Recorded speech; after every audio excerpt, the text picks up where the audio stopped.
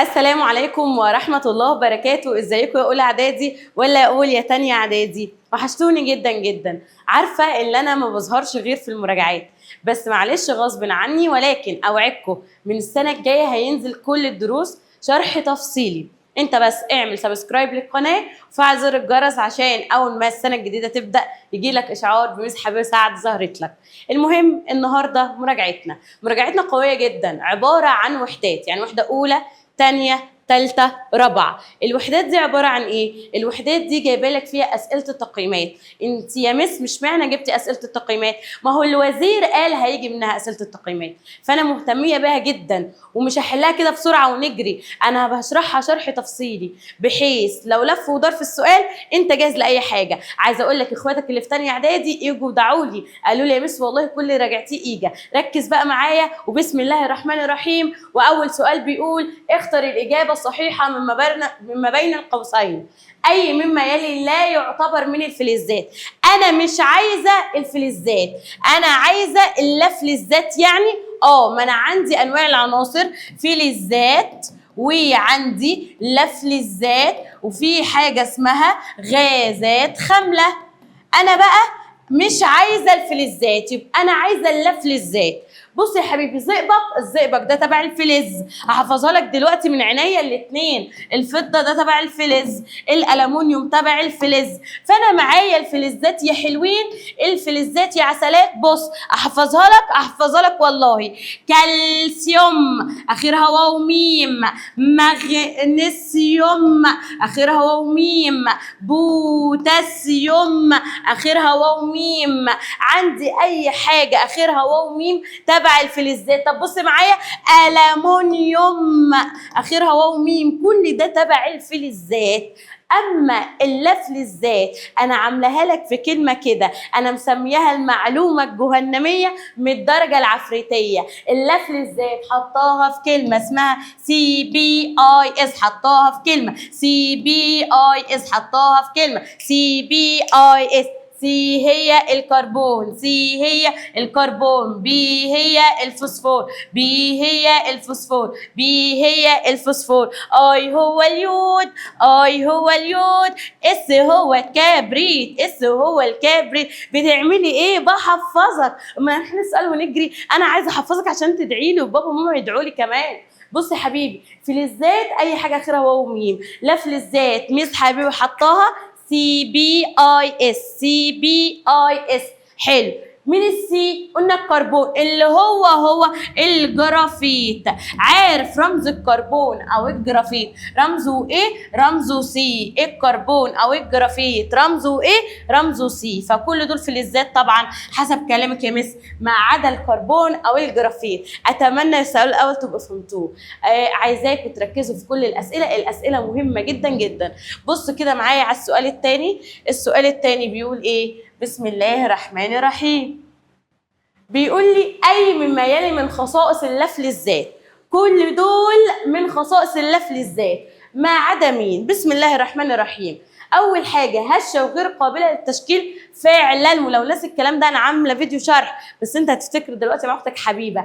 اللافلزات هشه وغير قابله للتشكيل.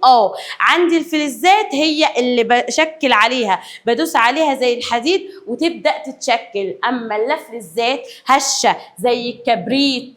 عندي ليس لها بريق معدني. هو الفحم او الكربون او الجرافيت بيلمع، ليس لها بريق معدني. فعلا دي صح معانا. انا عايزه ما عدا، انا عايزه الاجابه الغلط. عندي رديئه التوصيل التيار الكهربي. فعلا كل اللافلزات رديئه التوصيل للتيار الكهربي ما عدا حاجه واحده، ما عدا حاجه واحده في CBIS، ما عدا حاجه واحده في CBIS هي السي اللي هي الكربون، اللي هي الجرافيت، هي الوحيده اللي موصله للتيار الكهربي. فانا عندي المختلفه اللي ما ينفعش اللي هي عاليه الصلابه. طيب ادق اجابه يعني. تعالى نشوف اللي بعد كده. السؤال اللي بعد كده بيقول لي ايه؟ بيقول لي يا مس يتميز عنصر ايه بان له بريق معدني وجيد التوصيل للكهرباء. بصوا يا حلوين، انا عايزاك تحفظ معايا ان في عناصر اسمها فلزات وفي عناصر اسمها لا فلزات. ايه الخواص دي وايه الخواص دي عشان تعرف تحل؟ عندي الفلزات يا اخواتي، الفلزات جيدة التوصيل للحرارة والكهرباء. دي الفلزات توصل الحرارة والكهرباء. طب ما اللافلزات، لا اللافلزات عكسها، رديئة التوصيل للحرارة والكهرباء. طيب الفلزات والله لها بريق معدني، يبقى دي أول حاجة. تاني حاجة لها بريق معدني، لكن اللافلزات ليس لها بريق معدني، ليس لها بريق معدني. طب انت عايزه ايه؟ عايزه اللي ليها بريق معدني وجيد توصيل الحراره والكهرباء. بريق معدني جيد توصيل حراره وكهرباء يبقى فلزات، بريق معدني جيد توصيل للحراره والكهرباء يبقى الفلزات. طب الفلزات دي بقى انهي واحده من دول؟ والله انا قايله لك اللي اخرها واو ميم. عندي هنا ده مغنيسيوم اخره واو ميم يبقى تبع الفلزات، لكن ده كربون اخره واو ميم، لا مش معايا. الكلور هنا اخره واو ميم، لا مش معايا. الكبريت اخره لا، او قسما بالله بقى يا مس. فانا اللي معايا اللي تنفع تبقى واو ميم المغنيسيوم، فالاجابه هتبقى المغنيسيوم. اتمنى تبقى بتستفاد، ولما تستفاد تدعي لي وتقعد تقول معايا والله لا تحفظ، والله هيجي منها زي تانية اعدادي. طيب نشوف اللي بعد كده. بيقول لي لكي يضيء المصباح الكهربي في الشكل المقابل. انا دلوقتي معايا مصباح عشان ينور احط بين طرفي اكس وواي ايه؟ بصوا معايا حلوين، المصباح عشان ينور احط هنا ماده فلزيه ولا لا فلزيه؟ واحد يرد عليا يقول لي فلزات عشان الفلزات جاية توصيل للحراره والكهرباء، اقول له شاطر يا حبيبي. واحد يرد عليا مفتح مع مس حبيبه وبيسمع الفيديو وهو مركز مش وهو نايم، يقول لي يا مس حبيبه الفلزات عشان جيده التوصيل للحراره والكهرباء، ومعايا من اللافلزات الكربون او الجرافيت هو اللافلز الوحيد اللي جيد التوصيل للكهرباء. فانا عندي هنا اشوف حاجه من دول، اشوف يا اما فلز يا اما كربون او ايه؟ جرافيت. بص معايا ده الكبريت تبع كلمه ايه؟ سي بي اي اس، اللي تنفع معايا السي، لكن الاس دي ما تنفعش. النحاسيو بغنيها كده للعيال عندي في السنتر، النحاسيو الرحواء قلبوه. فالنحاس تبع الفلزات، ده نحاس فضه ذهب تبع الفلزات. طيب البي الفوسفور والله لا، البي دي مش معايا. النيتروجين لا، النيتروجين ده تبع اللي هي الصوره الغازيه. فانا عندي مين اللي توصل للتيار الكهربي؟ الوحيده اللي انا عملت عليها علامه صح هي النحاسيو. ففعلا الاجابه هتبقى معايا النحاسيو. سهله ولا صعبه لحد دلوقتي؟ سهله يا حلوين. يلا نكمل بسم الله.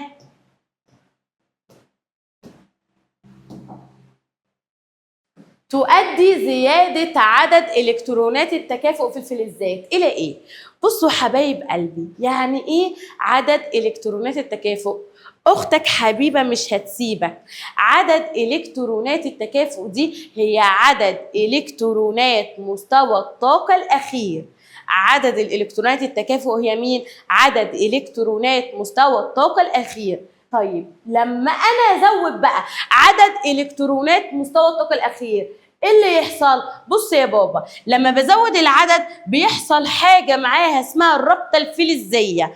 طب راجعي لي ايه الرابطه الفلزيه؟ الرابطه الفلزيه عباره عن حاجات موجبه وحاجات سالبه حواليها. الحاجات الموجبه دي اسمها كاتيونات. اسمها ايه؟ كاتيونات.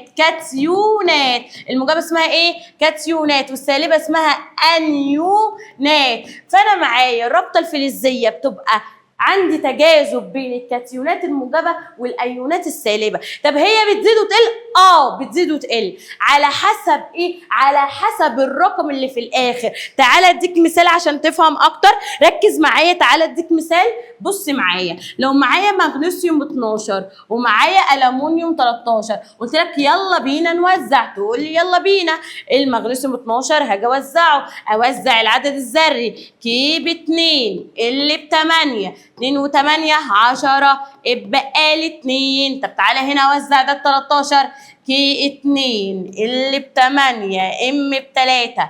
عندي يا مس مين اقوى في الرابطه الفلزيه؟ اللي عنده عدد الكترونات كتير هو الاقوى في الرابطه الفلزيه، فاختار طبعا دي اللي اخرها 3. فانا عندي هنا تؤدي زياده عدد الكترونات في الفلزات الى زياده الرابطه الفلزيه، الى زياده الرابطه الفلزيه. اقول لك معلومه عشان لف ودار، مركز معايا ولا في سرحان؟ اقول لك معلومه. لما الرابطة الفلزية تزيد، لما الرابطة الفلزية تزيد اللي يحصل يا فزلوكة؟ تزداد درجة الانصهار وتزداد الصلابة، تزداد درجة الانصهار وتزداد الصلابة. يعني ايه؟ يعني الألمونيوم اللي آخره 3 أقوى في درجة الانصهار، أقوى في الصلابة من اللي أصغر منه اللي آخره 2 في آخره. ركز من التركات، انت هتلم المنهج دلوقتي وقسما بالله حفظ كمان. يلا ربنا يعيننا. بسم الله الرحمن الرحيم.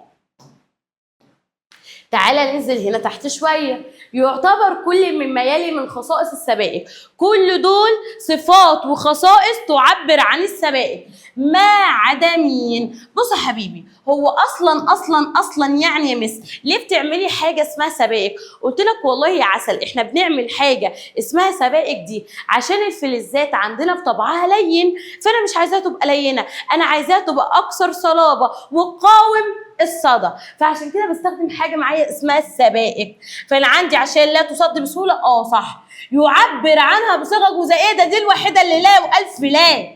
عندي السبائك ليس يعبر عنها بصيغه جزيئيه. مره كمان، السبائك لا يعبر عنها بصيغه جزيئيه. طب مره كمان قول، السبائك لا يعبر عنها بصيغه جزيئيه، السبائك لا يعبر عنها بصيغه جزيئيه.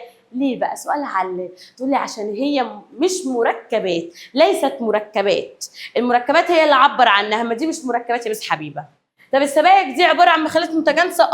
مخلوط متجانسه يا عم، ومصهورين، والمصهورين دول يبقوا فلزين او اكتر. مصهورين فلزين او اكتر. اكثر صلابه من العناصر لوحدها، ما انا بستخدمها. يبقى مين اللي اوت؟ كله بقى خلي بالك في الكتاب حاطط ما عدا، يبقى يعبر عنها بصيغه جزئيه، دي لا او الف ليه. تعالى ننزل تحت شويه. جاهز يا بطل؟ جاهز؟ انت لسه في اول الفيديو، وانت الفيديو بعده مش هتذاكر، بقول لك خليك مستعد. اقعد الساعتين وحش يا ولا هيبقوا ساعه ونص ان شاء الله. أي الأرقام التالية تعبر عن الرقم الهيدروجيني BH لمحلول كلوريد الصوديوم NaCl. عندي حاجة اسمها NaCl. المحلول ده ماله؟ المحلول ده متعادل. ده ماله؟ متعادل يعني الBH بتاعته كام؟ يعني الBH بتاعته 7. متعادل يعني الBH بتاعته كام؟ الBH بتاعته 7.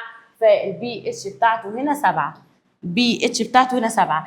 عايزه اراجع لك حاجه من اخت بتحب اخوها ليك. عندنا العالم قال لك تعالى نعمل، العالم سورين سورنسل مقياس اسمه البي اتش. البي اتش ده من 0 لكام؟ برافو، من 14.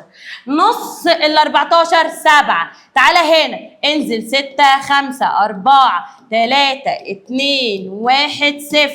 تعالى هنا عندي 8 9 10 11 12 13 14. عايزه ايه؟ عايزه ارجعهولك، خايفه عليك والله، عايزه ارجعهولك. بص معايا، لو انت 7 زي اللي هو NaCl اللي اجى ده، او زي الميه، يبقى انت كده متعادل. لو انت 7 زي NaCl او زي الميه يبقى انت كده متعادل. اقل بقى انت من 7، انت اقل من 7 كده حامضي.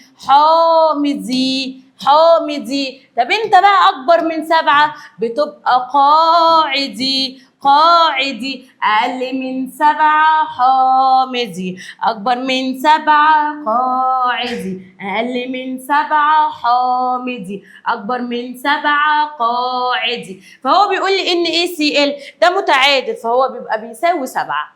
السؤال اللي بعد كده بقى بيقول لي ايه العنصر اللي بتصنع اسلاك وكهرباء عدد الذري بيبقى كام؟ احنا عندنا لو بتوصل الكهرباء تبقى فلزات ولا لا فلزات؟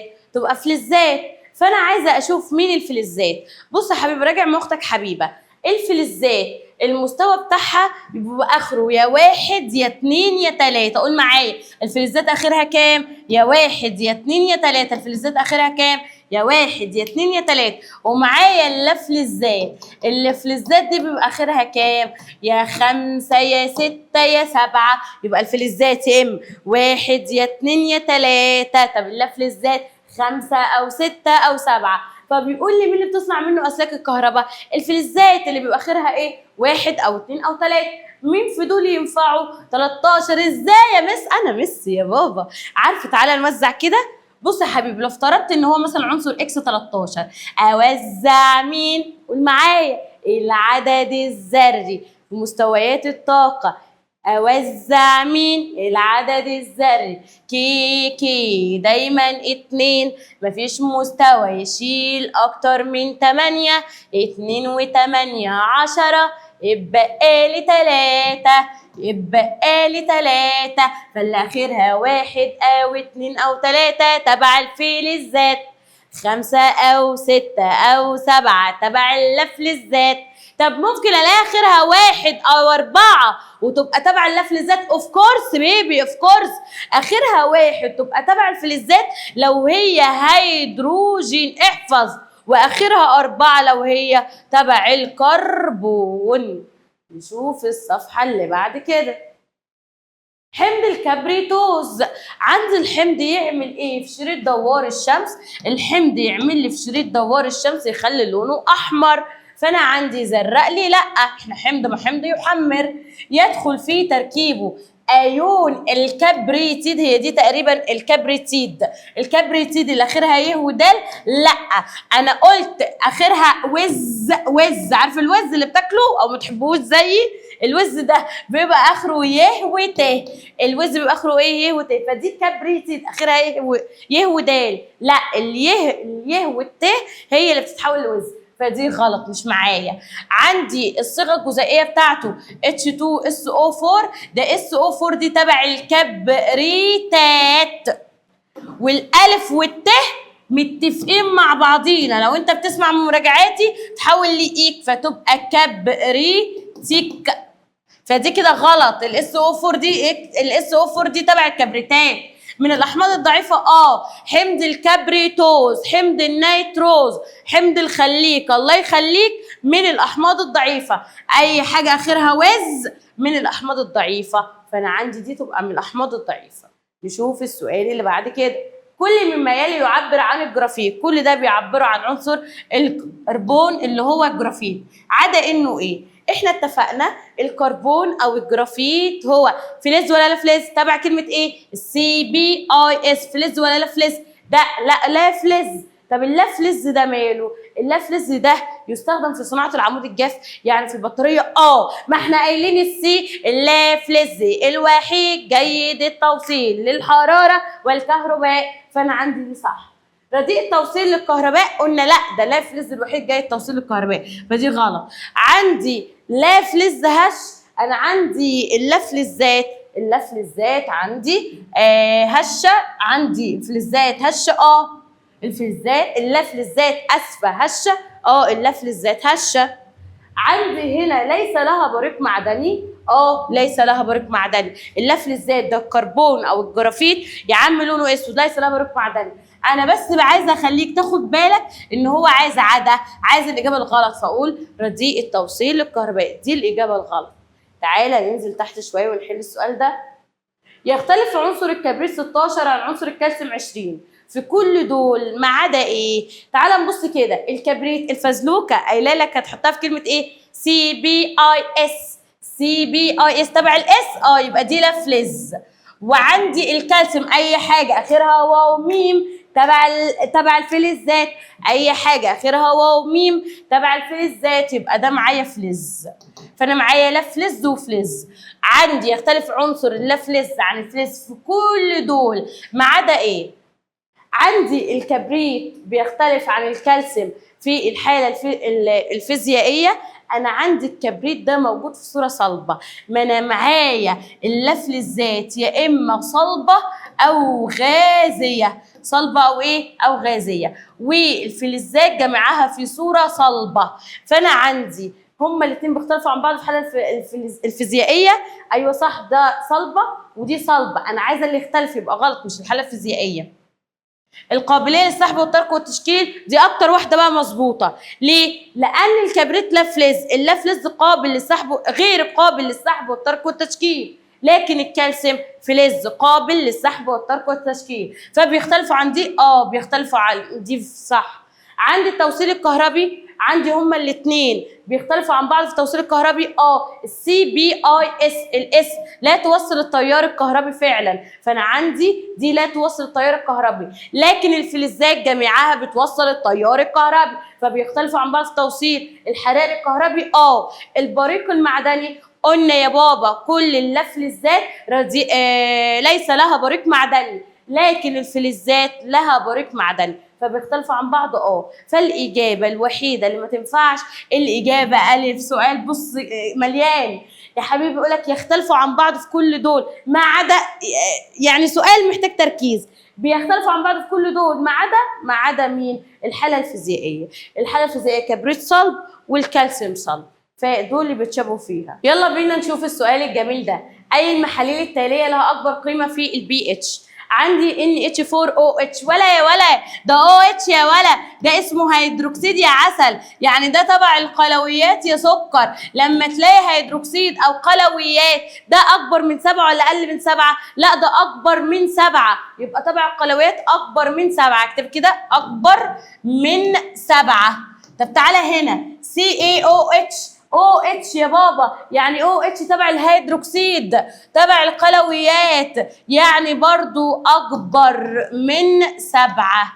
برضو معايا أكبر من 7. طب تعالى هنا H2SO4 اللي أوله H ده حمض، والأحماض معايا أقل من 7. وهنا H2CO3 ده حمض، والحمض برضو معايا أقل من 7. يبقى أنا عايزة أكبر قيمة، فأكبر قيمة معايا حلوين اللي هي الرقم اللي أكبر من 7. طب يا لهوي يا لهوي يا مس أنا محتارة بين إجابتين. لا ما تحتارش يا بابا، أنا معايا هيدروكسيد الأمونيوم من القلويات الضعيفة، وعندي هنا هيدروكسيد الكالسيوم من القلويات القوية، فاختار الإجابة ب. السؤال اللي بعد كده، اكتب المصطلح العلمي تحويل النفايات إلى مواد جديدة صالحة للاستخدام. دي اسمها إعادة نكتب في النقط إعادة تدوير. بجيب الحاجة زي الأكياس اللي انتوا بترموها وأبدأ أصنعها من الأول. أيونات مكونة من أكثر من ذرة لأكثر من عنصر. يعني إيه؟ مثلا معايا CO3، أنا عندي هنا عنصر كربون وعنصر الأكسجين، فأنا معايا دي أيونات، دي كده أكثر من عنصر، وهنا دي كده عبارة عن ذرة مش حواليه أي حاجة، ودول عبارة عن 3 ذرات، فأكثر من ذرة وأكثر من عنصر، يبقى ده تعريف المجموعة. دول كده جروب مع بعض بيمشوا مع بعض، مجموعة ذرية. اسمها مجموعة ايه يا اخواتي؟ ذرية. تعالى هنا الأكاسيد اللافلزية. مين هي الأكاسيد اللافلزية؟ اللي هي الأكاسيد الحامضية. أكاسيد لافلزية، أكاسيد حامضية، أكاسيد لافلزية. طب الأكاسيد الحامضية، الأكاسيد اللافلزية اللي هي الأكاسيد الحامضية لما تدوب في الماء هتبدأ تكون أحماض. أحماض. لكن الأكاسيد اللي هي الفلزية، لو شلت لك دي وقلت لك يلا جاوب لي على الفلزية، شاطر حبيب قلب المس الفزلوكة، هتقول لي دي أكاسيد قاعدية تذوب في المية تبقى قلويات. تخلي بالك عشان لو لف ودار في السؤال. السؤال اللي بعد كده، أمطار تنتج من ذوبان الأكاسيد الحامضية في بخار الماء. أنا جبت الأكاسيد الحامضية وحطيتها في بخار الماء، فاسمها الأمطار إيه؟ هي أكاسيد حامضية، يبقى اسمها أمطار حامضية. أمطار حامضية. تعالى هنا. مواد كيميائية يتغير لونها في الوسط الحامضي عن لونها في الوسط القلوي. يعني أنا بجيب الحاجة دي أحطها في الوسط الحامضي. على فكرة الأسئلة دي جاية ومهمة من التقييمات. مسكت الحاجة دي حطيتها في الوسط الحامضي مرة وفي الوسط القلوي مرة، يبقى يا إخواتي دي اسمها إيه؟ أدلة كيميائية. أدلة كيميائية، فدي تبقى تبع الأدلة الكيميائية. السؤال اللي عليه الدور، حلينا دي قبل كده، جاوب يلا قبل ما اقول، جاوبها في التعليقات واسقف لك برافو عليك، هرد عليك والله. عندي مخلوط متجانس يتكون من مسحور فلزين او اكثر. مين شاطر؟ راجعناها، السبائك. طيب نشوف اللي بعد كده. طب جاوب دي عشان اسقف لك برضه عشان راجعناها. قوة التجاذب بين ايونات الفلز الموجبة لما عملت كده وسحبت الكترونات الحرة السالبة، تعرف مين؟ شاطر. الرابطة الفلزية. الرابطة الفلزية. ننزل تحت شوية. حمض يتكون في العضلات. حمض يتكون في العضلات وعند نقص الاكسجين، لما الاكسجين يقل من العضلات يسبب شد عضلي، ده اسمه حمض اللاكتيك. احفظ معايا، حمض اللاكتيك. حمض مين؟ اللاكتيك. قول مره كمان، حمض اللاكتيك يسبب اجهاد عضلي. يسبب اجهاد عضلي بسبب نقص الاكسجين. بسبب نقص الاكسجين. يبقى معايا ده مين؟ يبقى معايا حمض اللاكتيك. يبقى معايا حمض اللاكتيك. عاش يا تانية اعدادي، داخلين تانية اعدادي خلاص، هانت كلها كام يوم. مادة يؤدي ذوبانها في الماء إلى زيادة أيونات ال OH. OH تبع مين يا ولا؟ قول. تبع القلويات. يبقى أنا عندي دي الأكاسيد القاعدية، عشان لما تدوب في المية تديني القلويات اللي يبقى رمزها OH سالب. تعالى هنا. عناصر لها بريق معدني. مين اللي ليها لمعة؟ والله لا سقف لك في التعليقات. رد بس انت عليا. شابوه ليك يا بابا، شاطر لو جبت كل دول صح. عناصر لها بريق معدني وتوصل التيار الكهربي، دي الفلزات. يبقى معايا هنا الفلزات. تعالى يلا نشوف السؤال ده. مواد تذوب في الماء وتعطي ايونات الهيدروجين الموجبه، هتديني الاتش الموجب. لما تديني اتش موجب يبقى دي اسمها احماض، دي اللي بتعطي الاتش الموجب. يلا بينا نشوف اسئله علل واسئله علل ضم، اسئله مهمه. علل. لا يمكن الاستعانه بشريط دوار الشمس عشان اقدر اميز بين الحمض القوي والحمض الضعيف. ليه؟ شريط دوار الشمس اللي هو لونه ازرق او لونه احمر، جيت حطيتهم في الحمض سواء حمض قوي او حمض ضعيف برضه هيديني لون احمر. برضه هيديني لون ايه؟ احمر. فانا عشان كده ما اقدرش استعين بيهم. بقول لانه يعطي في الحالتين شريط دوار الشمس لونه احمر. كده انت قدرت تميز؟ لا انت كده ما ميزتش. يبقى لانه يعطي في الحالتين شريط دوار الشمس لونه أحمر. ليه؟ حمض وحمض يعني ح مع ح، يبقى لونه أحمر الشريط. السؤال اللي بعد كده، يعتبر ثاني أكسيد الكبريت من الأكاسيد الحامضية. ليه ثاني أكسيد الكبريت اللي هو رمزه SO2 دي أكاسيد حامضية؟ والله يا حلوين عشان ما ببدأ أحطها في المية بتبدأ تعطي أيون الهيدروجين الموجب، فبكتب كده لأن عند عند ذوبانها في الماء تعطي ايون الاحماض. تديك ايون ايه؟ تعطي ايون الهيدروجين الموجب. طيب 100 عارفين الولاد بيردوا عليا يقولوا لي ايه؟ عسليه. 100 عسليه. شاطرين، ربنا يوفقكم يا رب. يستخدم لبن المغنيسيوم كعلاج مؤقت لحموضة المعدة. أنا المعدة فيه حموضة، هل هجيب لبن المغنيسيوم ده يبقى حامضي فأزود حموضة على الحموضة؟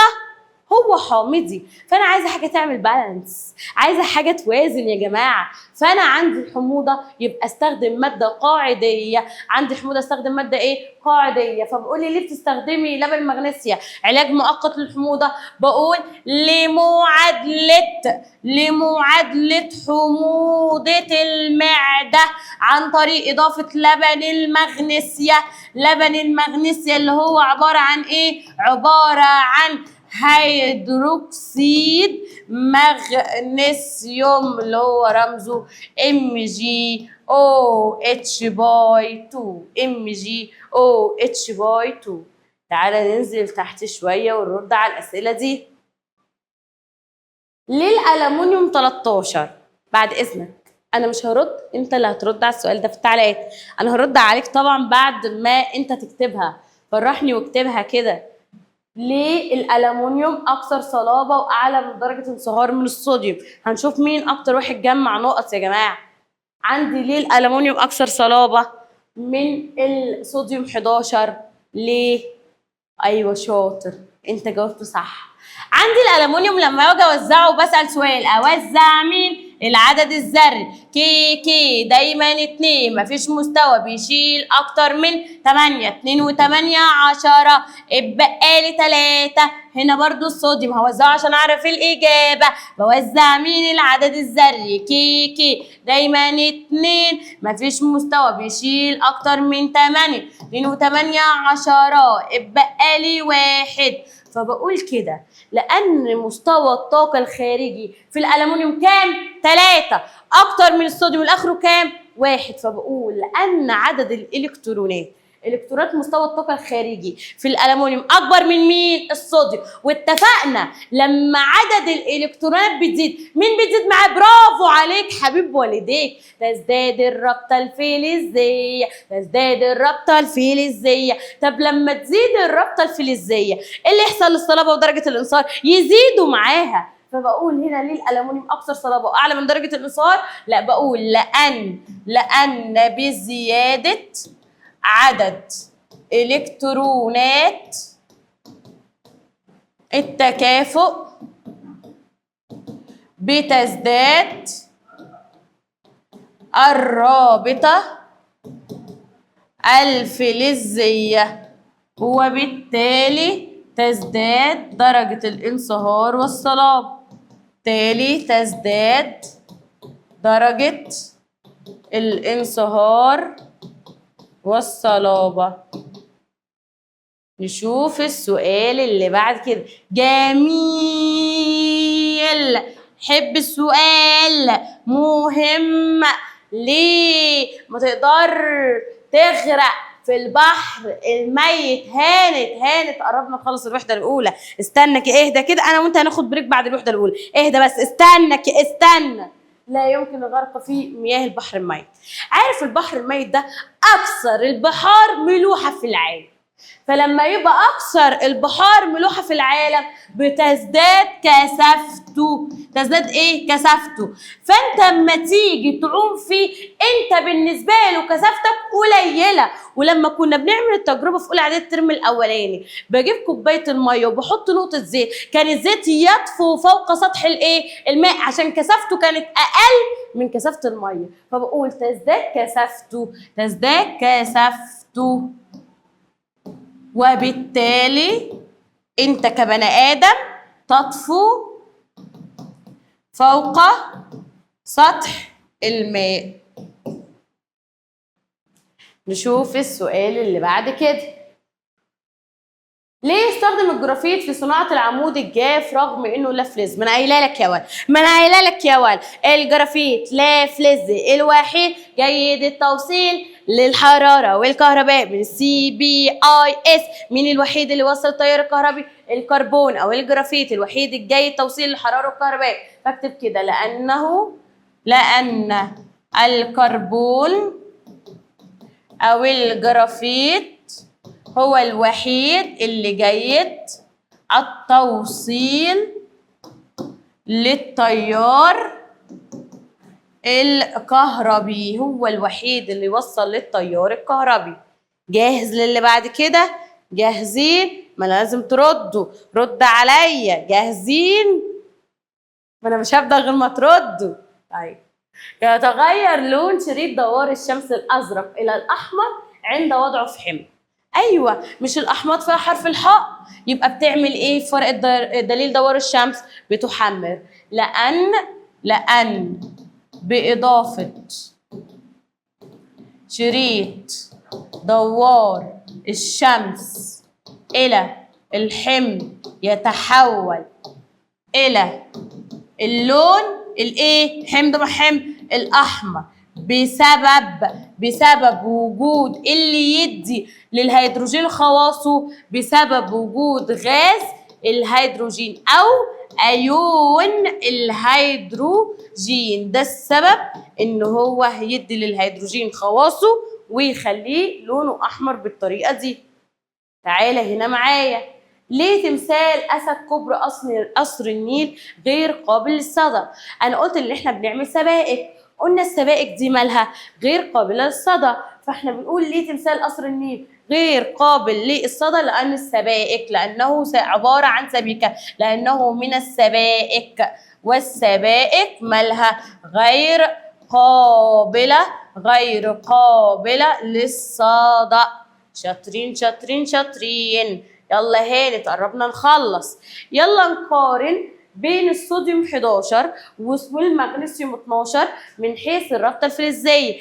الصوديوم لما نيجي نوزعه هنلاقي اخره كام؟ يلا انت بقيت شطور، يلا يا عسول. 2 8 1 فاخره 1. تعالى المغنيسيوم هنا لما نيجي نوزعه KLM 2 8 2. فانا لما زودت عدد الكترونات التكافؤ زادت الرابطه الفلزيه، يبقى طبعا المغنيسيوم بق السمكه الفلزيه كبير، فطبعا المغنيسيوم يبقى اقوى في الرابطه الفلزيه عشان انا مزوده عدد الكترونات مستوى الطاقه الاخير.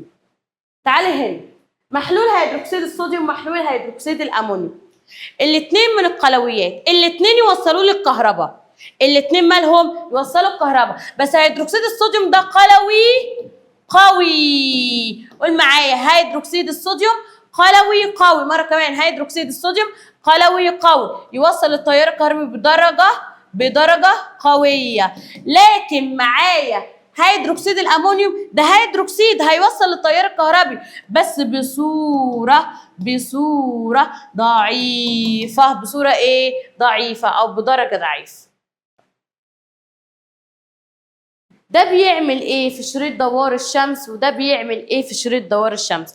عايزاك تحفظ معايا ان الكلور يزيل اللون. اي الغاز الوحيد ده من الكلور هو اللي يزيل اللون، الغاز الوحيد اللي يزيل اللون الكلور، فغاز الكلور هو يزيل لون شريط دوار الشمس.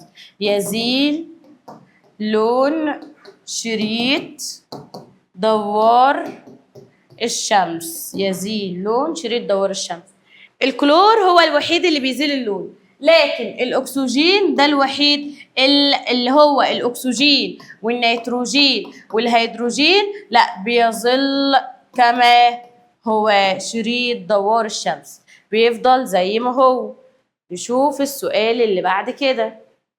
اخر حاجه معايا حاجه اسمها الصيغه الجزيئيه. تعالى نتعلم ازاي نكتب كل واحده. ركزوا مع اختك حبيبه ونسمي الله وبسم الله الرحمن الرحيم. تعالى نركز. عندي حاجه اسمها حمض النيتريك. بصوا يا حلوين، اختك حبيبه هتعلمك ازاي تكتبها. عندي حمض النيتريك، اول حاجه انزل سهم، انا يئست، انزل سهم انزل سهم بالمنظر ده، انزل سهم انزل سهم. المفروض الحمض اللي هو رمزه اتش، والنيتريك اللي هي النطرات، بس حولت الات الى اك. طب النطرات دي رمزها ايه؟ NO3. بس بالله عليك تعالى كده راجع لي على التكافؤ.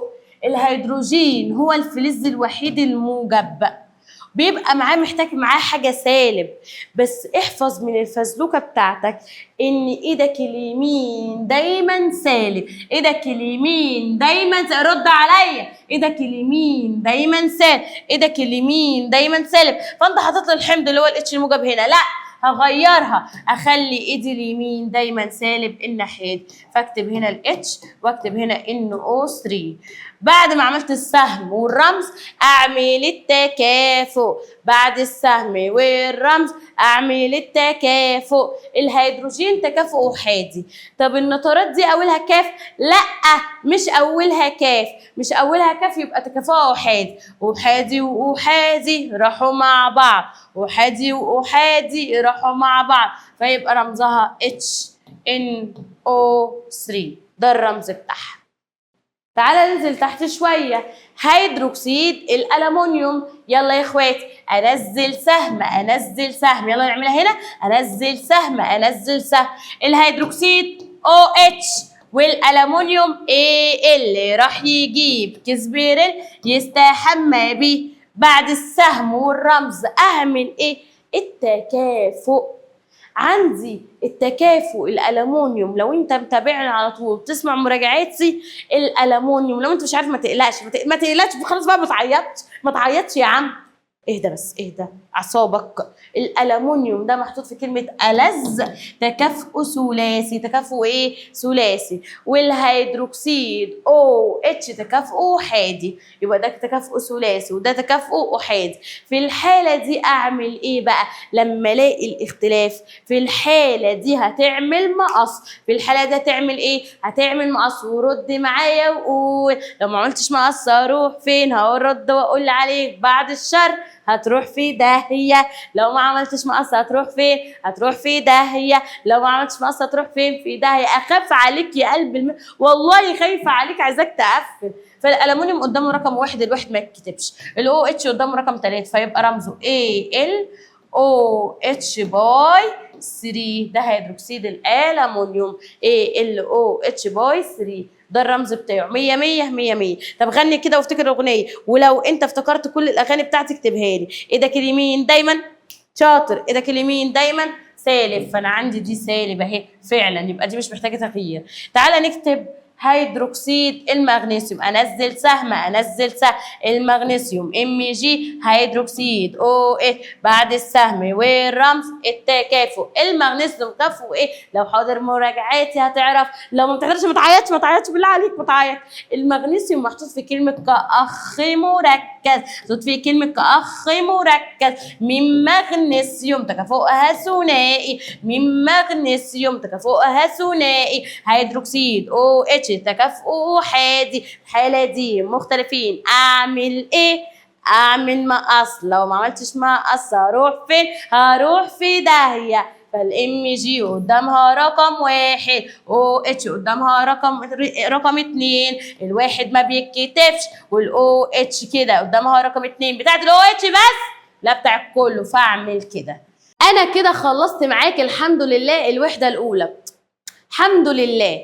طيب انت هتعمل ايه دلوقتي؟ انت هتاخد بريك 5 دقايق وانا هاخد بريك 5 دقايق، بس انا مش هروح انام ولا انت تروح تنام. انت امتحانك بكره، واحنا وعدنا وعد رجاله اللي احنا نخلص الفيديو وانا اشتغل لحد اخر الفيديو باقصى طاقتي، وانت مركز باقصى طاقتك عشان احنا رجاله واحنا على قد الوعد اللي احنا اخدينه. احنا مش عيال صغيره، احنا خلصنا اولى اعدادي وخلصنا ابتدائي، احنا داخلين تانية اعدادي وداخلين تالتة اعدادي وهنبقى ناس كبيره، فاحنا على قد المسؤوليه وعلى قد اللي احنا نفرح بابا وماما. خد بريك دقيقتين وتعالى لي نكمل الوحده الثانيه. ما تنساش الآلة معاك. باي.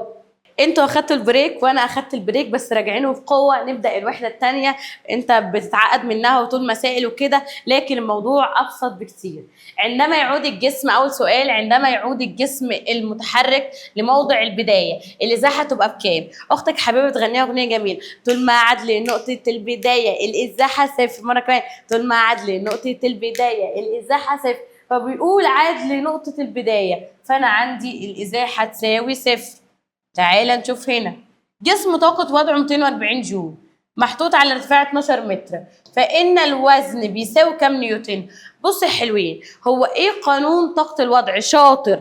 طاقة الوضع لو أنت قلته، طاقة الوضع رمزها بي إي تساوي الوزن في الارتفاع. حلو كده؟ طيب تعالى نعمله في مثلث. انت بتقولي طاقة الوضع يا مس حبيبة، طاقة الوضع يساوي الوزن في الارتفاع، الوزن في الارتفاع. فانت بتقولي احسبي الوزن، احط ايدي على الوزن، لما احط ايدي عليه اهو اغير لكم اللون اهو، الوزن هيساوي مين؟ طاقة الوضع على الارتفاع. فطاقة الوضع معايا 240 على الارتفاع ال 12، 240 على ال 12 هتطلع تقريبا 24. نتأكد. 240 على ال 12، لا 240 على 12 طلعت معايا 20. هنحتاج الآلة في كذا مسألة، فهتطلع معايا هنا 20 والوزن يا اخواتي بالنيوتن. الوزن بايه؟ بالنيوتن، فاكتب هنا 20 وهو كاتب لي النيوتن. طيب السؤال اللي بعد كده، إذا أثرت قوة مقدارها 65 نيوتن، يبقى أنا معايا قوة، القوة ب 65 نيوتن على جسم ساكن، فبدأ يمشي مسافة 10 متر في نفس اتجاه التأثير بتاع القوة. احسب لي الشغل المبذول. فاكر قانون الشغل ولا أفكرك؟ أفكرك. الشغل بيساوي القوة في الإزاحة، شغل بيساوي قوة في الإزاحة. فمعايا الشغل هنا اللي هو رمز دبليو بيساوي القوة اللي هي اف في الإزاحة اللي هي اس، فالشغل بيساوي قوة في الإزاحة. فهو عايز مين؟ بيسأل على الشغل، أحط إيدي على الشغل اللي قصاد بعض. لو أنت أول مرة تسمعني اندمج معانا، واللي حضروا معايا المراجعات عارفين اللي قصاد بعض بيضربوا بعض، يبقى الشغل بيساوي القوة في الإزاحة، شغل بيساوي قوة في الإزاحة. القوة كام؟ 65، الإزاحة كام؟ 10، تطلع 650. واسكت، لا الشغل زيه زي الطاقة، أي شغل وأي طاقة وحدة قياسه جول، أي شغل وأي طاقة وحدة قياسه جول. تعالى معايا يلا بينا. إذا تحرك جسم بسرعة 2 متر على الثانية، فإن المسافة التي يقطعها بعد دقيقة، أنا عندي السرعة يا إخواتي، السرعة بتساوي مسافة على الزمن، عايز المسافة اللي هو هيتحرك بيها بعد دقيقة، حطيت إيدي عليها، فالمسافة تساوي اللي قصاد بعض بيضربوا بعض، فتساوي السرعة في الزمن، سرعة في الزمن. تعالى كده، السرعة معايا بكام؟ ب2. الزمن معايا كام؟ دي دقيقة واحدة، والدقيقة فيها كام؟ فيها 60 ثانية، فعوض عنها ب60، فتطلع هنا معايا 120. وبيسأل عن مسافة يبقى 120 متر. خلاص ما بقيناش محتاجين الآلة معايا. بص هنا يا حبيبي، ركز بقى عشان دي أسئلة البندول. بيبدأ يسألني تزداد طاقة وضع الجسم إمتى؟ إحنا قلنا يا حبايبي طاقة الوضع بتتأثر بعاملين، أو أي حاجة مؤثرة عموما بتتأثر بإيه؟ بالقانون اللي معاها. فطاقة الوضع معايا هنا، طاقة الوضع معايا بتساوي الوزن في الارتفاع. فأنا معايا طاقة الوضع بتتأثر بحاجتين، الوزن والارتفاع. فتزداد طاقة الوضع لما يزيد وزنه أو يزيد ارتفاعه. مين معايا هنا؟ مين معايا في دول؟ يقل ارتفاعه؟ لأ، أنا قلت يزيد ارتفاعه فيزداد وزنه. دي الإجابة المظبوطة. تعالى هنا، وحدة قياس الإزاحة. الإزاحة كيلو متر ولا 9 ولا كيلو متر على الجول ولا متر على الثانية؟ هي عموما الإزاحة هي المسافة، يعني بتتقاس بيها، مش هي علميا، هي بتتقاس بيها. فالإزاحة زي المسافة، فالإزاحة مثلا ممكن تبقى بالكيلو متر، بالمتر أو بالسنتي. فأنا معايا الإزاحة تبقى بالكيلو متر، فأختار الكيلو متر دي. نشوف السؤال اللي بعد كده، يلا بينا. جاهز يا بطل؟ جاهز. عند قصف كرة رأسية، اللي على ماسك الكرة برميها لفوق، لما ارمي الكرة لفوق فإن طاقة حركته. بص معايا يا باشا، دلوقتي أنا هنا الكرة في إيدي برميها لفوق، يعني أنا كده بوصلها عند أقصى ارتفاع، عند أقصى ارتفاع. راجع معايا وقول عند أقصى ارتفاع. كملي الكبيرة أنا ماسكاها كده، يبقى طاقة الوضع المختزنة اللي جواها أكبر ما يمكن. طب وهي واقفة كده هل هي بتتحرك؟ لأ، يبقى طاقة الحركة معايا تساوي 0. يبقى معايا هنا طاقة حركتها هنا تساوي 0، يعني هي تقل. بعد ما كانت هنا رقم كبير وانا رميتها لفوق يبقى تساوي 0، يعني قلت معايا. نشوف السؤال اللي بعد كده. عند قصف مرة رأسية، عند قصف كرة رأسية لأعلى فإن طاقتها الميكانيكية. بيسألني على الكرة دي، كرة بيقول لي رميتها لأعلى، أنت هتقول لي تقل، اللي بيحفظ أول كلمة تقول لي يقل. لا يا بابا، أنا بقول لك الطاقة الميكانيكية، ولا بتكلم على طاقة الوضع ولا بتكلم على طاقة الحركة، أنا بتكلم معاك على الطاقة الميكانيكية. غني معايا وقول الطاقة الميكانيكية قيمة ثابتة. الطاقة الميكانيكية قيمة ثابتة، فإن الطاقة الميكانيكية لو اتشقلبت في المسألة هتفضل معاك ثابتة، يبقى تظل ثابتة. تعالى نشوف اللي بعد كده. ايه هو قانون الوزن؟ الوزن ده عبارة عن الكتلة في شدة مجال الجاذبية. الوزن عبارة عن الكتلة في شدة مجال الجاذبية، فالوزن اللي هو دبليو بيساوي الكتلة اللي هي ام شدة مجال الجاذبية اللي هي جي، فالوزن عبارة عن الكتلة في شدة مجال الجاذبية. نشوف السؤال اللي بعد كده.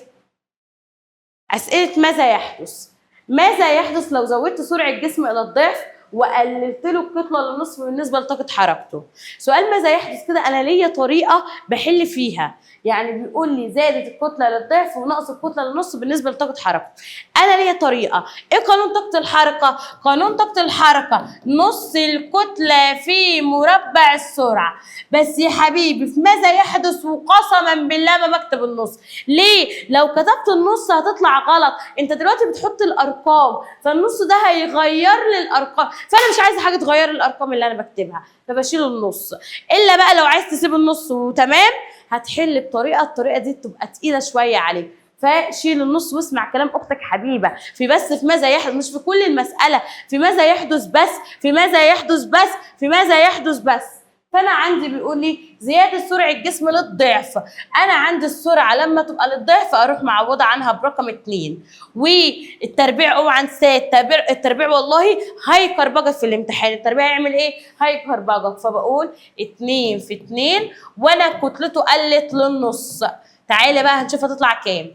انا عندي 2 في 2 ب4 في نص توتال يعني، بس انت هتعمل بالاله هتطلع 2. مش بشجع الاله بس انا خايفه ان انت تغلط في الامتحان. تبقاش شاطر كده وحلتها صح، قلت الكتله تقل للنص كتبت نص، والسرعه للضعف 2 ومربعها يبقى 2 في 2 يعني طلعت 2 في الاخر وتنساها. لا، ايه اللي حصل؟ طول ما طلعت رقم صحيح 1 2 3 4 5 طول ما طلعت رقم صحيح يا اخواتي يبقى كده تزداد. طول ما طلعت رقم صحيح يبقى كده هي ايه؟ تزداد رقم 2 يبقى تزداد للضعف.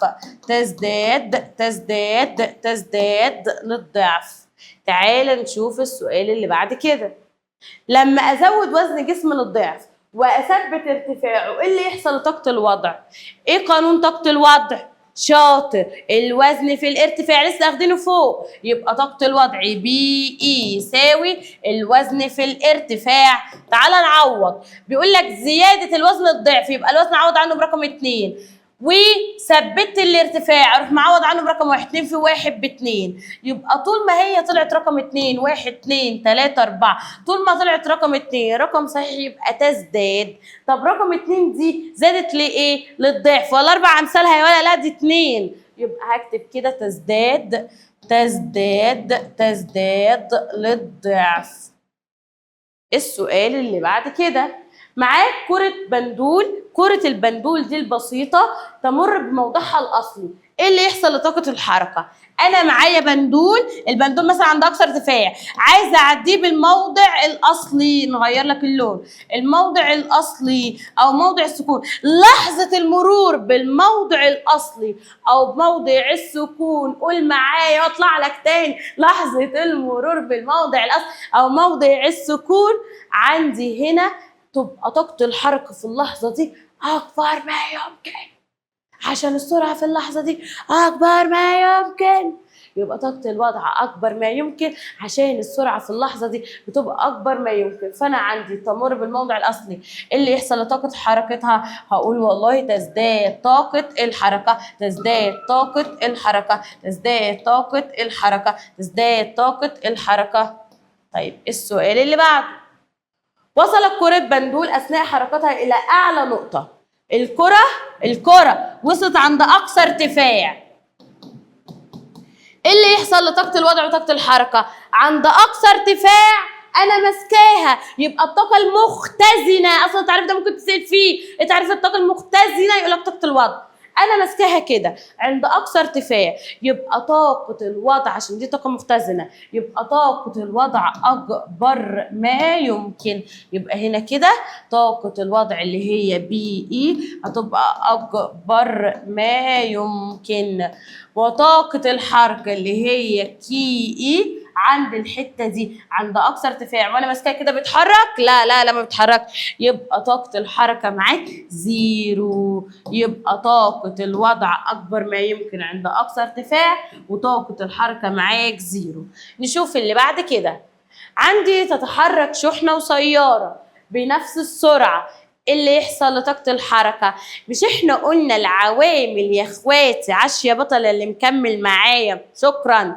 انا دلوقتي بقول لك ايه اللي يحصل لطاقه الحركه. هو ايه قانون طاقه الحركه؟ نص الكتله في مربع السرعه. مكرر مره كمان، ايه قانون طاقه الحركه؟ نص الكتله في مربع السرعه.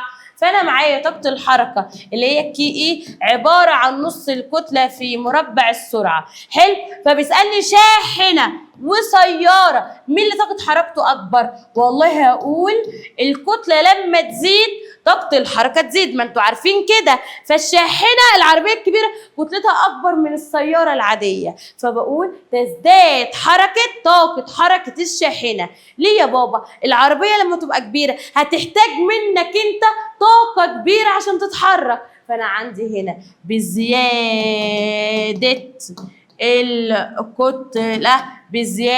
الكتلة بتبدأ تزداد طاقة الحركة.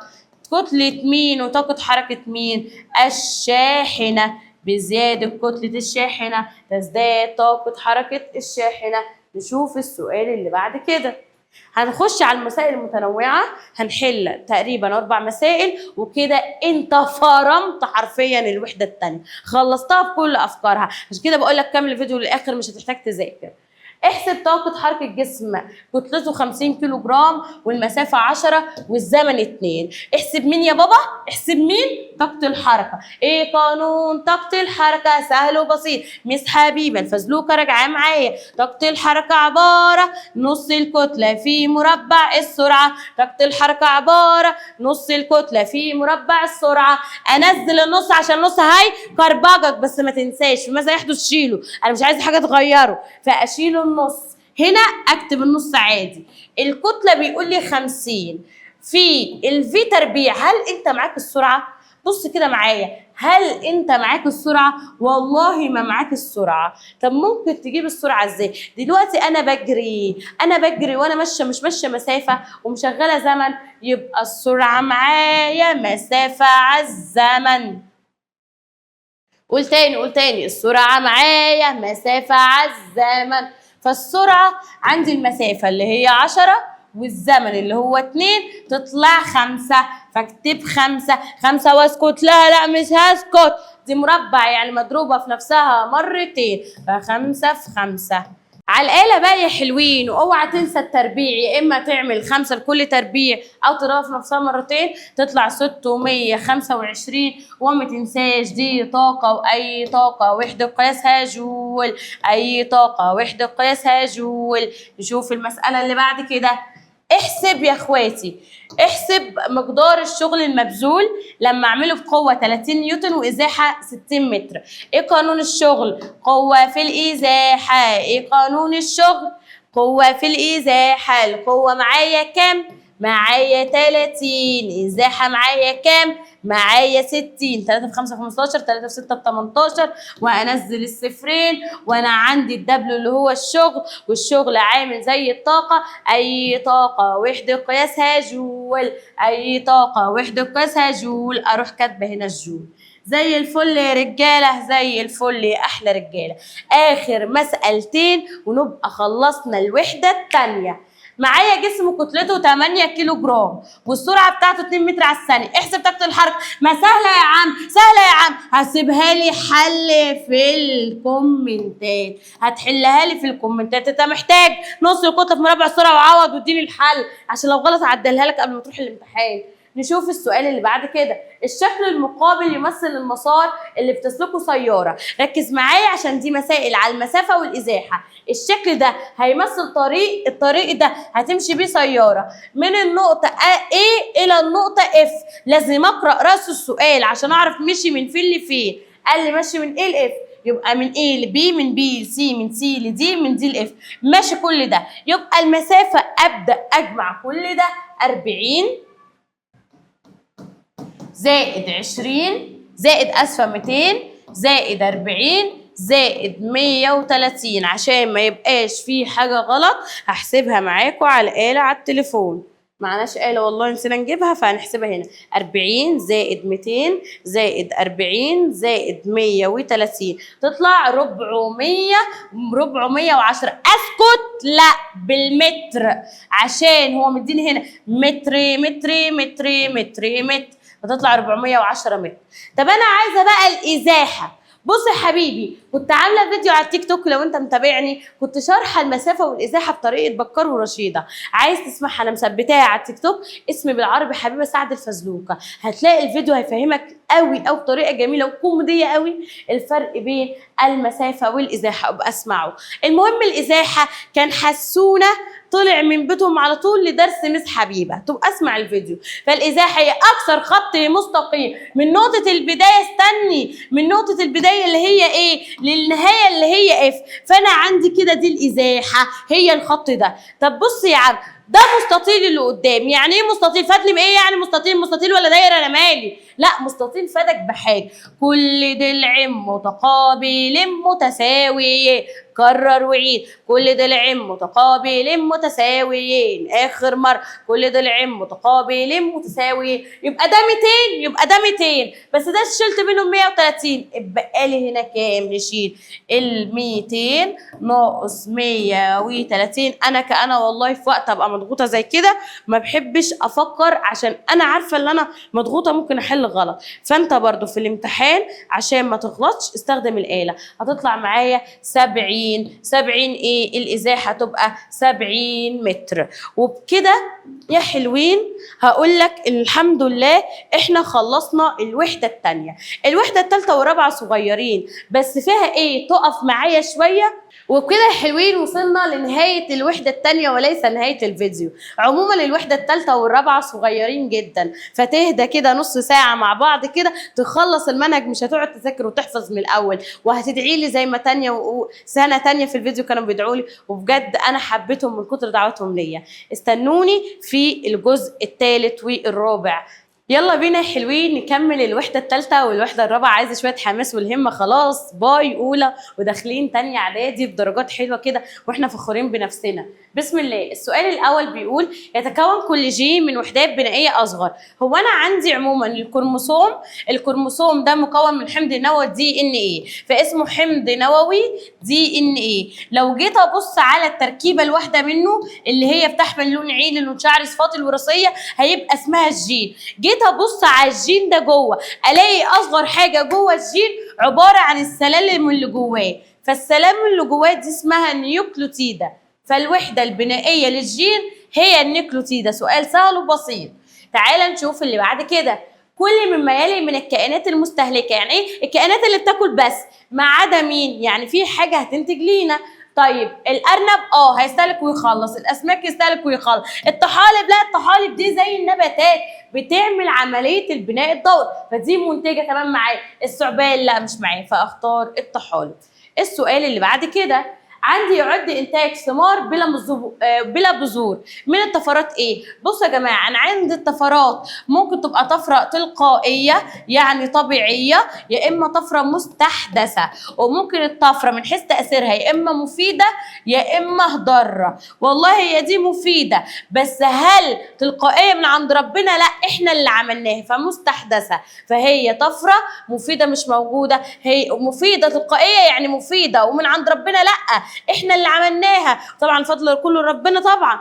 بس احنا اللي قلنا ان احنا نعملها مفيده مستحدثه اللي هي بانتاج ثمار بلا بذور، فانا عندي مفيده مستحدثه.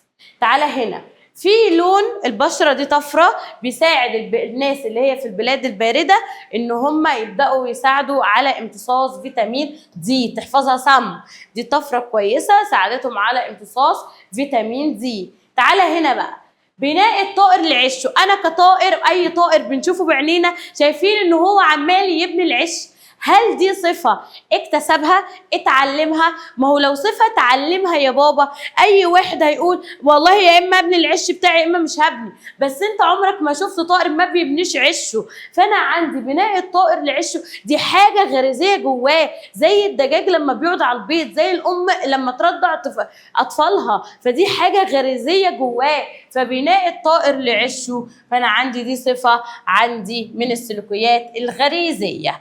تعالى نشوف اللي بعده كده، اكمل. يتكون الكروموسوم، الكروموسوم ده بيتكون من خيطين، خيط اهو وخيط اهو، كل منهما اسمه كروماتيد، متصلين في حته في النص، الحته اللي في النص دي اسمها سنترومير، يبقى عندي كروماتيد عشان الخيط اسمه كروماتيد والحته اللي في النص اسمها سنترومير. بعد كده اي سلسله في الدنيا بتبدا بايه؟ بتبدا بنباتات، يعني عندي نبات او طحالب، بعد كده هياكلوا الارنب، بعد كده ياكلوا الثعلب مثلا يعني، فانا اي سلسله تبدا بكائنات منتجه، كائنات منتجه ومجموعة سلاسل غذائية متداخلة معا، وتسمى لو دخلت شبكة مع شبكة أو سلسلة مع سلسلة مع سلسلة مع سلسلة كون لي شبكة غذائية. وإيه الأكتر يا إخواتي اللي موجود؟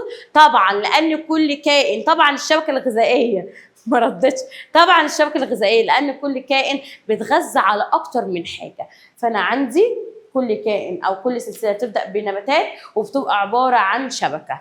نشوف اللي بعد كده، صفه لون العيون، صفه ايه؟ لما اخد لون عيني لون شعري باخدها من الاهل، يبقى دي صفه ايه؟ وراثيه.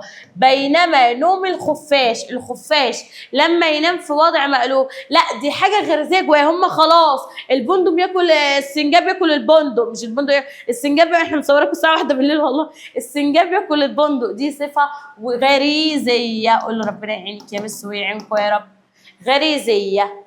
طيب الكروموسومات اجسام ايه؟ والله العظيم لو فكيناها هنلاقيها اخده الشكل ده، فهي عباره عن اجسام خيطيه الشكل، تتركب كيميائيا من ايه؟ والله هي كيميائيا عندها دي ان ايه. ليه يا مس؟ لو انا اخدت الكروموسوم ده واخدته وفكيته هو اسمه حمض نووي دي ان ايه، حمض نووي دي ان ايه، بيبقى ملفوف حول حاجه، الحاجه اللي هو لففها حولها اسمها بروتين، فانا عندي يتركب كيميائيا من حمض نووي دي ان ايه عشان بيبقى ملفوف حول البروتين. السؤال اللي بعد كده اكتب المصطلح العلمي، هانت والله قربنا، اكتب المصطلح العلمي. طفرات تحدث بشكل طبيعي، جاوب بقى جاوب، انا راجعتها، اكتبها في التعليقات.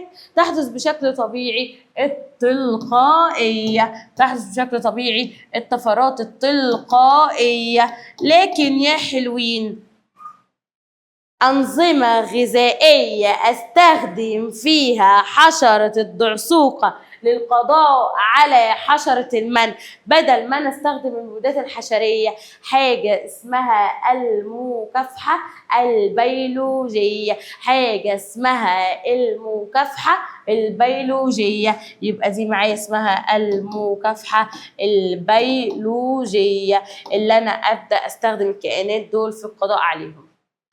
المرحلة بقى اللي بيبدأ يمشي فيها الكائن الحي من مستوى لمستوى تاني أو داخل السلسلة، أنا ديني قلتها هو بيمشي الكائن الحي من حاجة لتانية، فدي عبارة عن مستوى غذائي، عبارة عن مستوى إيه؟ غذائي. ننزل تحت أكتر، الفرد اللي بيقع لا يقع عليه ولا ضرر وما يقعدش عليه فايدة من علاقة المعايشة، ده مين؟ ده التمساح. لما طائر الزقزاق عمال ياكل، طائر الزقزاق بياكل اللحمة اللي بين سنانه، لكن التمساح والله لا بيضر ولا بيستفاد، فكده التمساح اسمه المضيف.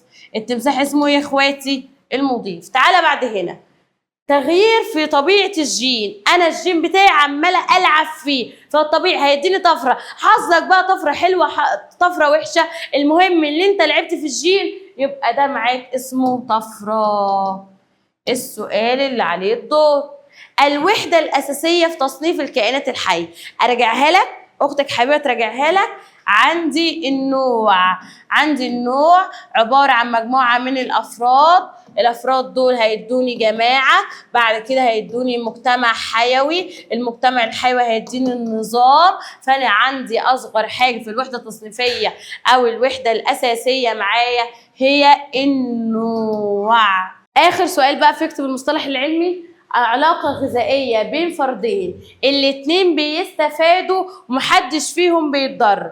ايه العلاقة دي؟ لما الاتنين يستفادوا ومحدش فيهم بيتضر، دي بيبقى اسمها علاقة تبادل منفعة. زي ايه؟ زي نبات الفول وعندي اللي هي البكتيريا العقد الجذرية. عندي نبات الفول بيعمل عملية البناء الضوئي، فنبات الفول ما بيقدرش ياخد النيتروجين الموجود في الهواء، فمين اللي يديها له؟ نبات الفول. ياخدها منين؟ نبات الفول ياخدها من بكتيريا العقد الجذريه تحت، فبكتيريا العقد الجذريه بتمده بالنيتروجين. طب بكتيريا العقد الجذريه ما بتقدرش تاخد غذائها، فبتاخد غذائها عن طريق عمليه البناء الضوئي اللي بيعملها نبات الفول، فهم الاثنين استفادوا، فبيبقى اسمها عمليه تبادل المنفعه. انا عايزه القلم الرصاص بتاعك وانت عايزه القلم الجاف، بنبدل مع بعض، فيبقى اسمها تبادل منفعه.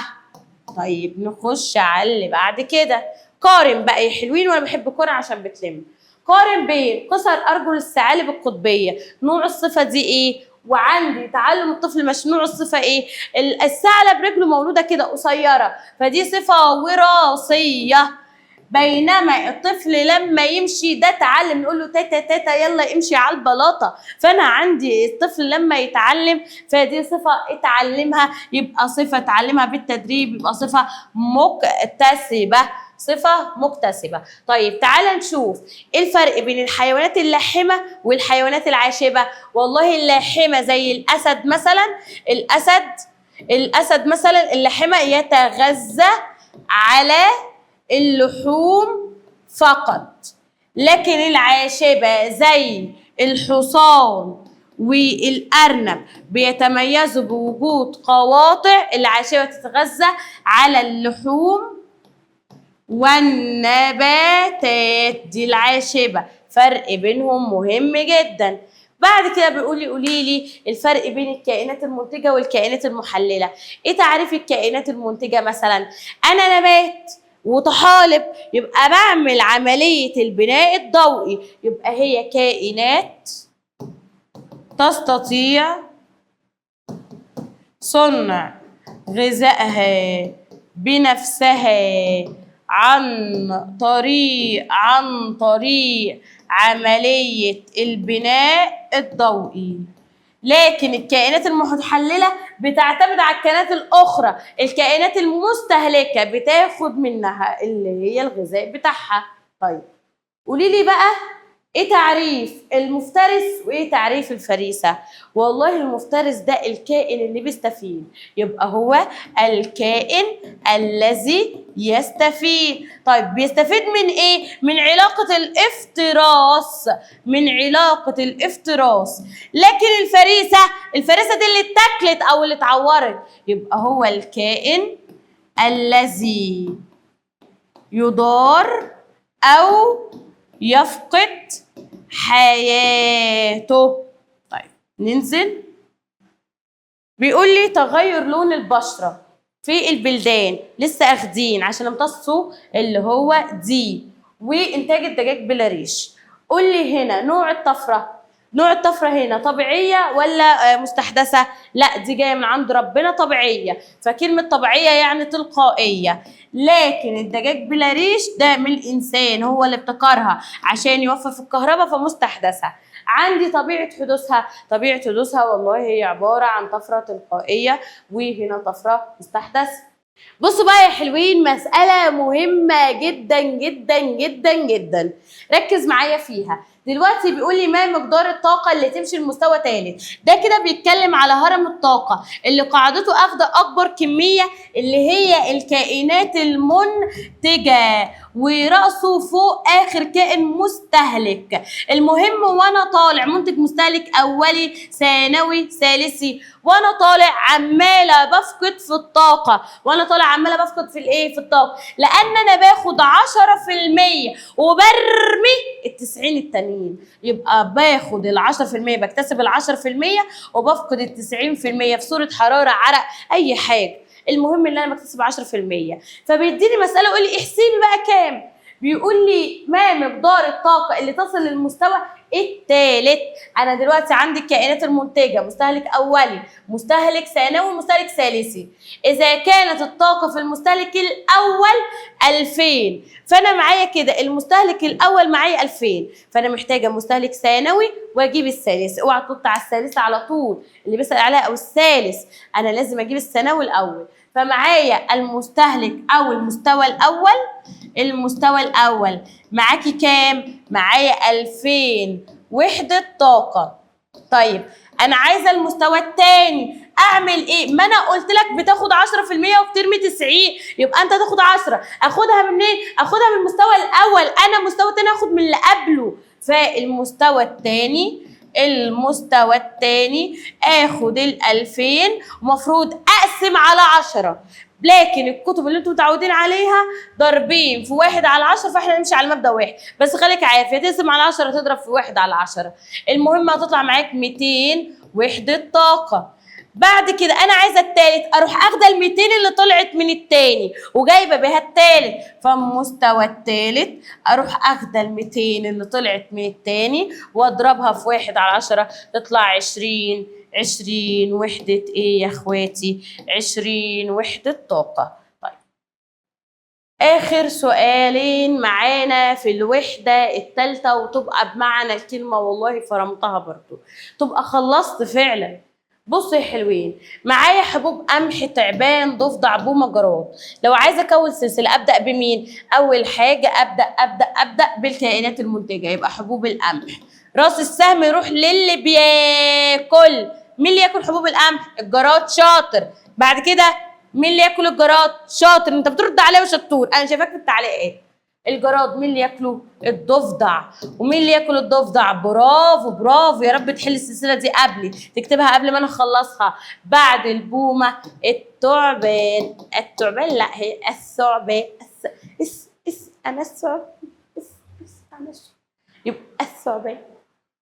عندي هنا ثعبان، ارنب، نبات، صقر. نبدا بمين؟ النبات، بعدها ارنب، بعدها ثعبان، بعدها صقر. شاطر.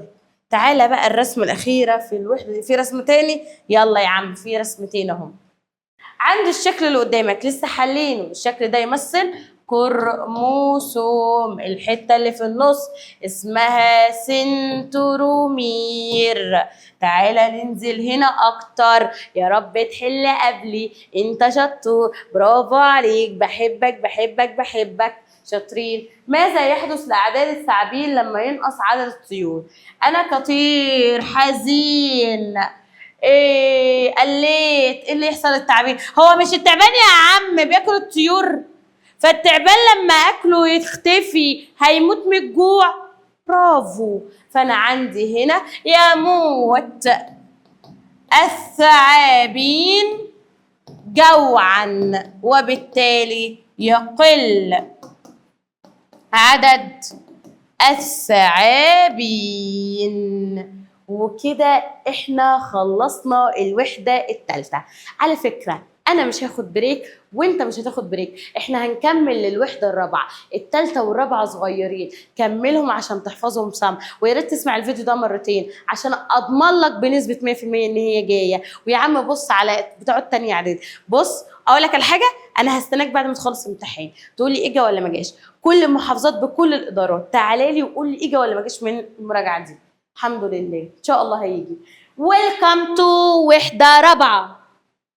تجمد الماء بين شقوق الصخور يؤدي الى ايه؟ انا عندي الوحده الرابعه بتتكلم على الصخور والمعادن، فانا عندي اللي هو الصخر لما الميه تبدا تتجمد هنا جواها، لما الميه تتجمد هنا جواها ايه اللي يحصل؟ مع الوقت هتبدا الميه تسيح تنصهر، بعد كده هتبدا تتفك تاني، فتجمد الماء بين شقوق الصخور يؤدي الى ايه؟ في الاخر مع الوقت هتتكسر الصخره دي فيؤدي الى كسرها.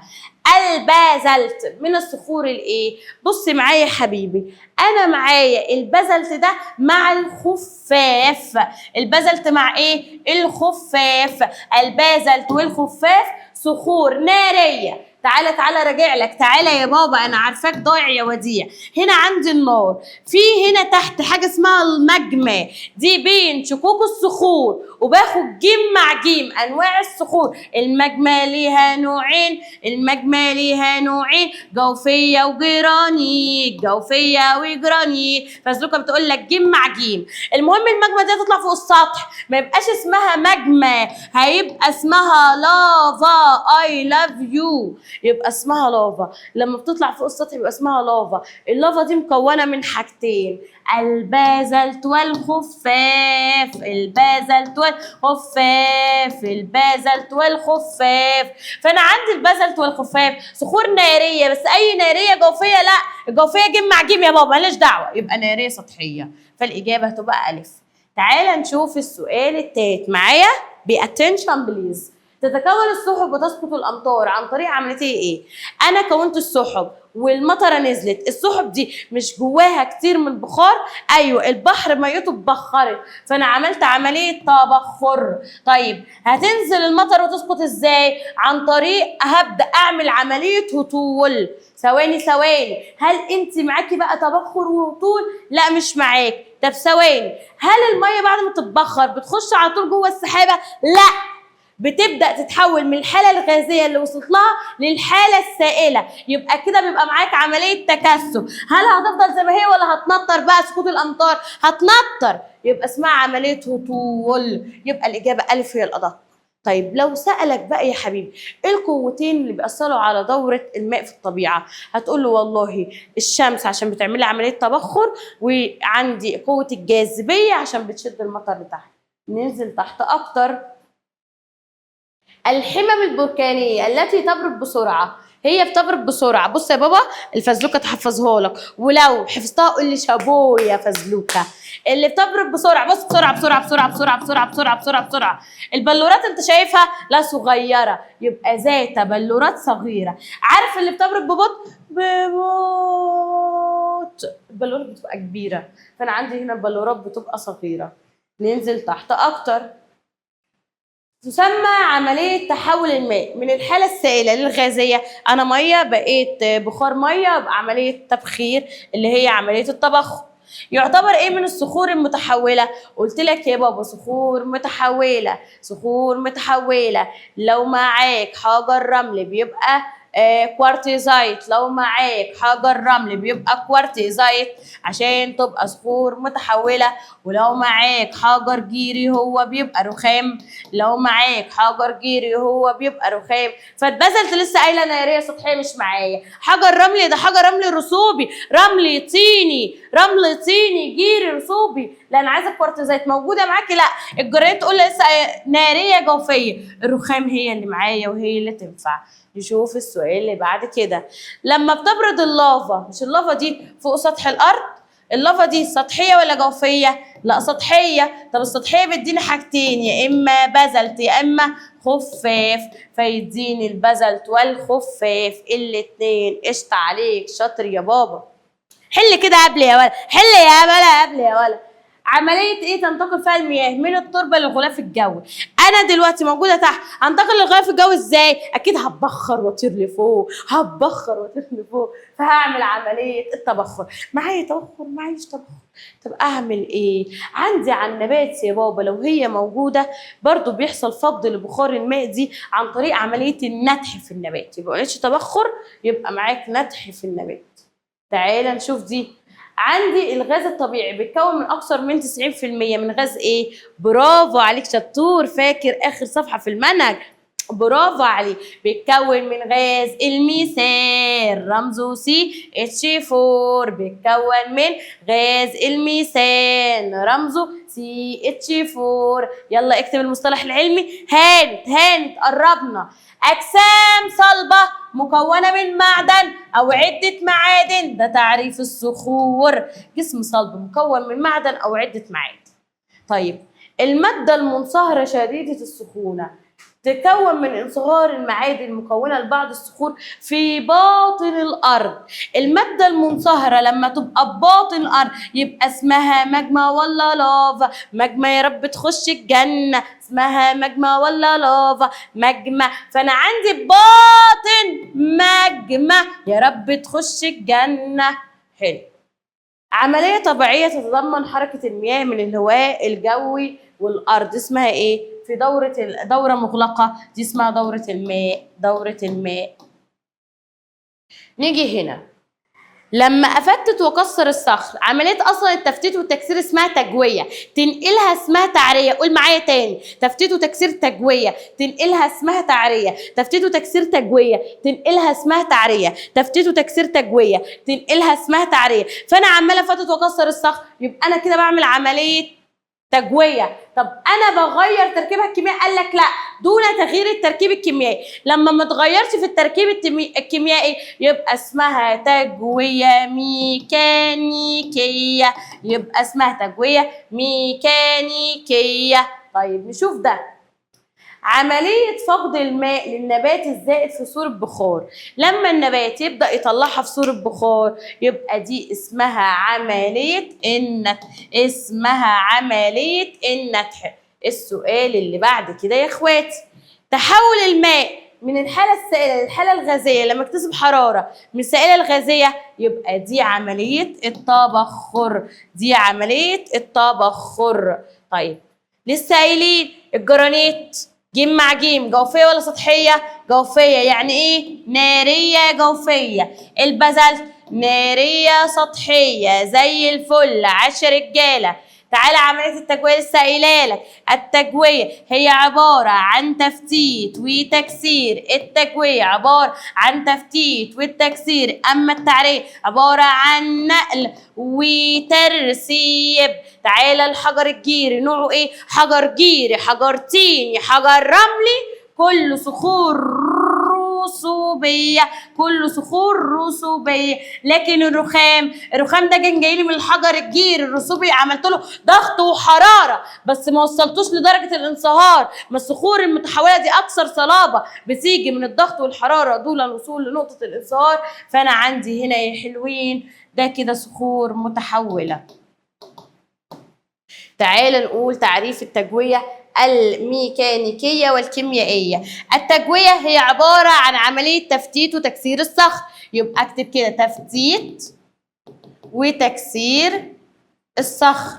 حصل تغير في التركيب الكيميائي؟ لا، دون حدوث تغير في التركيب الكيميائي. لكن الكيميائية أنا فتت وكسرت الصخر عادي جدا، بس إيه؟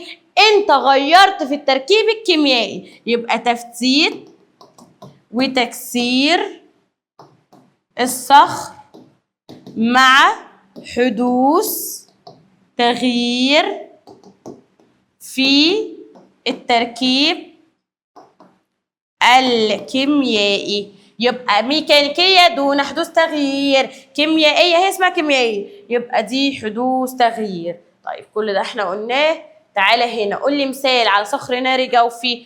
ناري جوفي جيم مع جيم يبقى جرانيت أو جرانيت أو جرانيت أو جرانيت أو جرانيت أو. هسيبها لك في التعليقات، مش برخم عليك، بس انا عايز اشوف دماغك شغاله ولا مش شغاله. هي فيها حرف الجيم.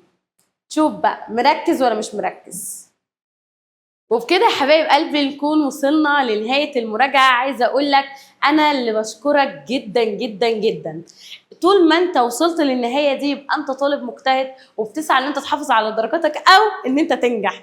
ايا كان الفيديو هيفيدك. ايا كان عايزه اقول لكم هتوحشوني جدا جدا، مع ان انتوا مش بتشوفوني غير المراجعات، بس انا بشوف التعليقات بتاعتكم بفرح جدا، بحس ان انا عايزه اعمل لكم تاني. فانتوا هتوحشوني الفتره دي، ولكن انا عايزه اقول لك انا معاكي السنه الجايه بكل فيديوهات الشرح. عايزاك بس تفعل زر الجرس، بحيث اول ما اشرح لك اول درس يجي لك مس حبيبه الفزلوكه بتشرح، ونجري لبعض تاني واشوف تعليقاتكم من اول وجديد. انا بس طالبه منكم طلب واحد، ان انتوا تدعوا لي لو انتوا فعلا استفدتوا، وطلب كمان ان انتوا تطمنوني بكره. حقيقي ببقى خايفه عليك كاخويا، يعني اليوتيوب والله ما باخد منه فلوس، بس انا مستنياك انت تطمني، انت تقول لي يا مس جت من مراجعتك، يا مس انا حليت كويس. ربنا يوفقكم، انتوا بقيتوا كبار خلاص، بقيتوا تانية اعدادي، فربنا يوفقكم يا حلوين، واشوفكم على خير. سلام.